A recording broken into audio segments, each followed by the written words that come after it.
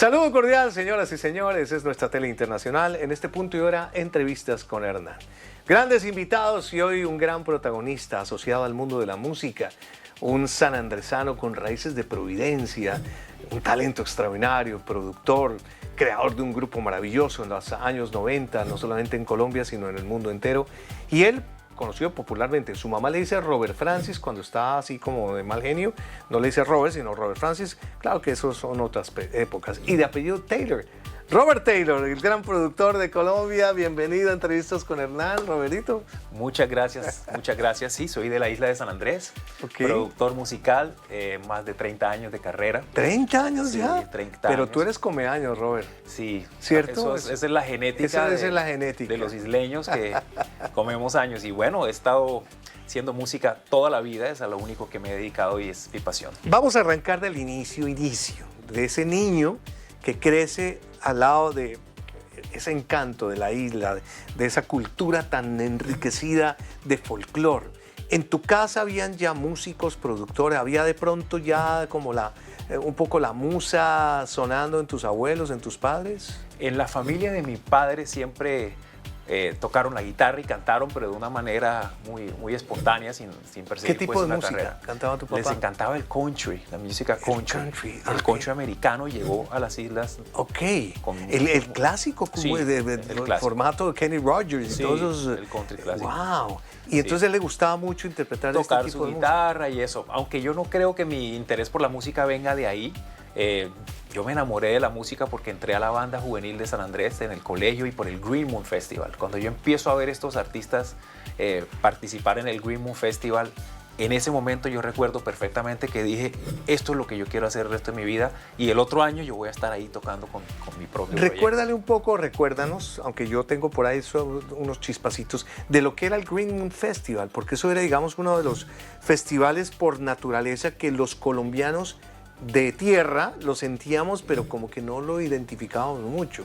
Bueno, esto es un festival que tiene muchos años, yo creo que alrededor de 30 años también.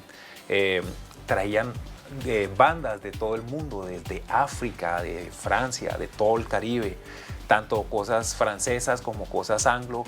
Era un evento que duraba una semana en donde había un intercambio cultural más allá de la música, gastronómico, de literatura, de gospel, los conciertos pues en el estadio. Y era una ventana impresionante de inspiración para todos los músicos isleños porque eran un sentir muy similar al nuestro que no encontrábamos en Colombia porque culturalmente tenemos como esa diferencia entre el continente y la isla, ¿no? Muy grande, pero estas bandas de Jamaica, de Haití, de Trinidad y Tobago sí tenían todo que ver con lo que nosotros éramos culturalmente y yo creo que eso fue una fuente de inspiración gigante para los músicos isleños. Y entonces arrancas en la banda juvenil del colegio. Sí. ¿Como intérprete de algún instrumento en particular o como cantante? ¿Qué haces? Tocando primero fliscorno y después trompeta. Fliscorno, ese cual, perdóneme la ignorancia. Parece como un bombardino, que es como una tuba pequeña, como una tuba pero pequeñita. Sí. Lo usan mucho para las melodías principales, nada más había uno en toda la banda. ¿Y ese era el tuyo? Y ese era el mío porque no había trompeta. Yo quería era trompeta, pero no había trompeta. ¿Pero por qué? ¿Por presupuesto? Se acabaron, habían 3 trompetas o 4 y ya los chicos, ya había gente tocándola. ¿Y te tocó entonces a ti? Me tocó esperar 1 año y medio. Me lo dijeron que 6 meses. Pues después me dijeron, no ha llegado. Después cuando llegaron me dijeron, ¿pero quién va a tocar ese instrumento tan bueno como lo tocó usted? No, quédese otro poquito más. Ya me habían puesto todos los solos. Entonces, eventualmente me dieron la trompeta, que fue el instrumento que terminé estudiando en la universidad en Bogotá. En Bogotá. Sí. ¿Toda tu profesión, digamos, la ejerces en la capital por razones más de academia, de contactos, que literalmente en la isla? Es correcto. Yo en el año 90 empiezo a estudiar música en la Universidad Nacional. Y ahí empiezo a tocar con las orquestas, a emprender mis propios proyectos como Magical Beat, con el que estuvimos más de 10 años tocando. ¿Creación tuya? Creación, sí. ¿Nace en Bogotá, Magical Beat? Nace en Bogotá, increíble. Año 92. Pero con protagonistas de San Andrés. De las islas, la mayoría. Yo me los empiezo a traer a Bogotá y me volví papá de un poco de muchachos. Yo a los 20 y pico de años, 20 años. ¿Tú eras el papá? Yo era el papá, los tenía en una casa y era el que ponía pues como orden y norte un poquito desde el punto de vista de todo, de la disciplina, del proyecto de la banda. Y estuvimos viviendo juntos, no sé, unos 12 años. y aprendiendo muchas cosas, tocando, empiezo yo a producir la música para Magical Pero Key. ya habías terminado tu carrera. Terminé en el 96 y medio, terminé en la Javeriana. Terminé estudiando en la Javeriana. Julio Reyes, el gran productor. Julio Reyes Copelo. Orgullo, fue mi profesor en la Universidad Javeriana. ¿Estabas música en sí, la Javeriana? estudiando música. Era mi profesor de entrenamiento auditivo y la trompeta y bueno, toda la parte de esa. Pero yo empiezo a meterme a la producción de lleno y después termino exclusivamente dedicado a la producción musical. ¡Wow! ¿Cuántos años como productor musical llevas en este momento? Poco más de 30 podría ser. ¿30 años sí. de manera ininterrumpida haciendo música? Ininterrumpida haciendo música, produciendo, entendiendo todo lo que abarca ser un buen productor musical, que va más allá de dirigir músicos, es entender los conceptos, las tendencias, es reinventarse a través del tiempo, porque a nosotros nos tocó un tiempo bastante particular en donde tuvimos una curva vertiginosa de transiciones tecnológicas, de formatos, pasamos de acetatos a cassettes, a CDs y al mini disc, que nos duró mucho, y al ratico ya estábamos en la parte digital, en los MP3. Todo eso pasó en una ventana muy pequeñita de tiempo, entonces al productor musical le toca adaptarse a todas estas transformaciones porque tienen un impacto muy importante en el usuario y en las personas, la manera en que se consume la música. El catálogo, si hacemos un inventario rápido, así fugaz, ¿cuántas canciones has producido hasta el momento en tu Habana? Yo soy bastante organizado, entonces puedo saber con certeza que está alrededor de 2000 canciones. 2000 canciones han pasado por tu cirugía. Sí. Porque a mí me parece que el productor musical es ese cirujano que sabe hacer bien la disección. Exacto. Para que finalmente, digamos, se cumpla un cometido. Mi querido Roberito, vamos a volver en instantes para que nos sigas hablando de tu vida, sobre todo en la fase número 2, que es tomar la decisión de venirte para los Estados Unidos, a seguir recreando en tu ambiente, lograr cosas extraordinarias como sincronizar muchas de las series, de las novelas internacionales, de seguir prospectando, pero será en momentos cuando regresemos contigo aquí en Entrevistas con Hernán. Continuamos con ustedes, Entrevistas con Hernán por nuestra tele internacional. Digitalmente nos encuentran en las diversas plataformas. En el canal de YouTube está todo nuestro inventario de invitados extraordinarios como el que tenemos en el día de hoy. Robert Francis Taylor.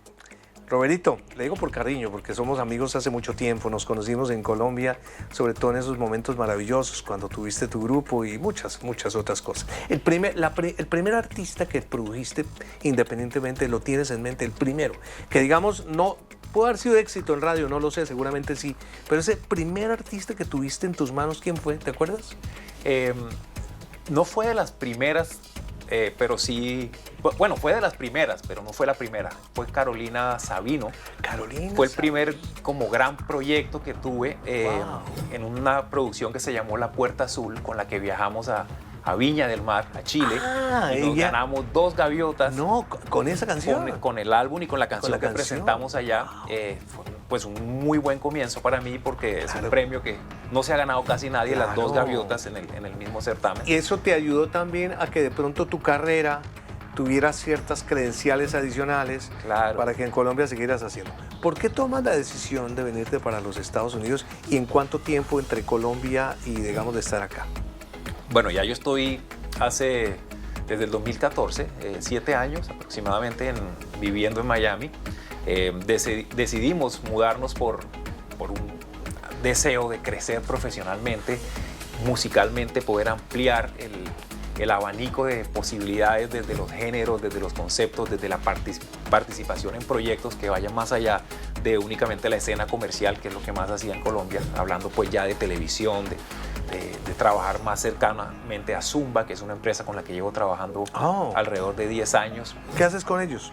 Compongo canciones para los diferentes programas de la compañía. De Beto. De Beto. Entonces estar en Miami también era estar más cerca de ese proceso y abrir las puertas a otros géneros y al mundo. Miami es un centro, un eje fundamental de la música a nivel mundial. Aquí es donde logras, digamos, catapultar un poco tu proyecto profesional y es cuando te llaman para tú me vas a explicar un poco, sincronizar, adaptar todo el tema de música, ambiente de una serie tan extraordinariamente famosa como Sin Senos No Hay Paraíso y que gana muchos premios, entre otras? Es correcto. Aquí, conociendo pues a Nicolás Tovar, gran cantautor colombiano, junto a Gustavo Bolívar nos sentamos no a crear un cabezote de una serie como siempre se ha venido haciendo, sino dijimos, vamos a hacer una banda sonora que acompañe cada personaje, que cada canción narre a perfección, obviamente sentados con Gustavo, el escritor de la novela. Construimos juntos unas canciones que venían a medida y que fueron de un alto impacto, que nos permitió ganarnos 5 premios ASCAP de composición junto a las cosas americanas, no solamente en el escenario era latino, nivel era nivel americano, grande, junto el último Ligas premio mayores que recibimos en California era junto a la gente que había hecho Aquaman. Era bandas sonoras de un nivel muy alto. Nosotros yo creo que éramos los únicos latinos ahí recibiendo ese premio por la acogida impresionante que tuvo la música de la serie y que todavía tiene en las plataformas digitales. Increíble. Tú vienes de una época maravillosa, lo decías hace un rato, donde la música se hacía con cierto sabor. Y quiero advertir, no es que haya mejor o peor música, porque ese tema de que la música de ayer era mejor que la de hoy, yo no estoy de acuerdo. Cada momento tiene su espacio rítmico, pero digamos que tenía otra sazón. No sé si por los recursos que existían, que era, lo decías, tú era más mecánico. Toca trascender a un tema digital, a un tema de muchos Pro Tools y muchas cosas electrónicas. ¿Te costó mucho trabajo trascender a eso o tú siempre fuiste visionario en ese sentido? Para nada, yo soy un vanguardista de la música. Yo en el año 92 ya yo tenía un computador Atari súper viejo que prendía, me lo regaló un francés, eso en Colombia yo no sé ni si había. ¿Cómo prendía eso? Eso con leña. Un disquete, estaba el sistema operativo en un disquete y el mismo teclado era la CPU. Era una cosa súper... ¿Lo tienes todavía o no? No, se lo regalé a un amigo en Providencia, pero esa época, estamos hablando de principios de los 90, cuando no había Windows 95, porque salió en el 95, ya yo tenía eso. Y ya yo estaba, siempre me apasionó el tema de la música y la tecnología. Hoy en día pasamos de esas herramientas digitales que eran las consolas como de 400 canales y demás, a literalmente estar en un computador teniendo muchísimos más recursos. Eso no ha creado un poco, y lo digo con mucho respeto, competencia en muchas personas que de pronto no tienen tu expertise, que tarde o temprano va a salir a la luz, pero que tarde o temprano pueden tener, o yo puedo tener literalmente un equipo de producción en mi casa y tratar de hacer algo similar a lo tuyo. Eso no genera un dolor de cabeza de que ya se universalizó demasiado mucho tu oficio. Hasta cierto punto. Yo pienso que, como dice el viejo dicho, es el indio, no la flecha. Literal. De alguna manera sí impacta porque la audiencia a la que finalmente le quiere llegar en términos de la gran masa, comercialmente hablando, no discierne mucho entre la calidad, y ese es como el lado malo. El lado bueno es que la gente que sabe en la industria, la gente que produce los artistas importantes de la escena, sí sabe y sí entiende la diferencia detrás de una grabación o de una producción realizada por alguien que tiene experiencia y que tiene madurez, de la que la hizo alguien que no tiene la experiencia o la madurez. Ahora, Robert, anteriormente quien tenía un poco el criterio eran los programadores, la gente que sabía, digamos, de algo de música, que la ponía en las estaciones de radio. Pero hoy en día la cosa está literalmente en los oídos de cualquier persona, en donde la pueda hacer realmente viral a través de las plataformas, a través de las cantidades de herramientas de carácter digital. Pero eso tiene algo de ciencia, que tú por favor en instantes nos las vas a explicar un poquito y nos vas a contar un poco ese futuro de Robert Taylor con los nuevos proyectos que tienes en mente y que ya estás trabajando. Ya regresamos. Nuestro querido Robert Taylor, colombiano, orgullosamente isleño, porque lo decíamos hace un rato, naciste en la isla de San Andrés, tus padres, tan bonita que es tu isla, ¿no? Tan linda, nuestra Providencia, ¿cómo está? ¿Cómo la estamos manteniendo después de todas esas novedades de climas que tuvimos complicadas hace algunos años? ¿Cómo están las islas? Está recuperándose. San Andrés está bastante bien porque el golpe del huracán Iota no fue tan duro, significativo, ¿no? En San Andrés. Providencia sí fue. ¿Y cómo está? ¿Cómo la tenemos hoy en día? Bastante bien. La isla ya está floreciendo nuevamente, está enverdeciéndose otra vez. y poco a poco se está recuperando la gente. Un tema como independiente, ¿cuál es la comida de Providencia? Hay una comida en particular que es de allá, ¿cierto? Sí, en las islas se come mucho el rondón, que es como el plato Sí, más que creo que al cachaco le cuesta complicadísimo. Come un ratico, pero después de un tiempito ya como que le enreda. Sí, además que es un plato pesado, es a base de una salsa de leche de coco. Uy. Entonces eso no todo el mundo sabe digerir eso Con la bien. hamaca al lado toca. Con la hamaca al lado. Robert, volviendo a tu tema, entonces, ¿cómo ves la música hoy en día? Porque son tantos los artistas, estamos en un mundo donde pues, finalmente todos los días sale tecnología, salen talentos. ¿Es difícil esa competencia o cómo la ves tú? Sí, es bastante complicada porque el ser humano tiene una tendencia a acostumbrarse a las cosas y a todo. Me explico, a normalizar las cosas. Es tan común hoy encontrar canciones y buenas canciones en las redes porque tenemos millones de artistas sacando canciones todas las semanas que para la gente ya dejó de ser una novedad y dejó de ser una noticia como lo fue en los 90s. En los 90s tú salías en la primera plana de un periódico literal, porque habías grabado un disco, eso era una noticia. Hoy en día no.